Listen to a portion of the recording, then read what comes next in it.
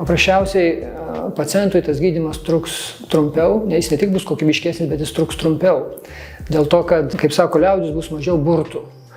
Gydytojas žino, kokį metodą pritaikyti ir kiek tai tarnaus. Mes pirmiausia išsiaiškiname priežasčių pasekmių ryšį. Tai yra, kodėl 21 amžiuje, kai mes turime šitiek didžiulę informacijos gausą, kaip išsaugoti sveikus dantis, pacientas kodėl tos dantis prarado. Tai kol mes šito neįsiaiškinam, nėra prasmės atlikinėti kažkokių brangių, didelių gydymų, dėl to, kad jeigu pacientas nesugebėjo išlaikyti natūralių dantų, evoliucijos ištobulintų dantų, turinčių daugybę biologinių saugiklių, jis nesugebėjo jų išlaikyti. Vadinasi, tikimybė, kad nieko nekeisdamas, jisai išlaikys implantus ar didelės apimties protezus, yra menka.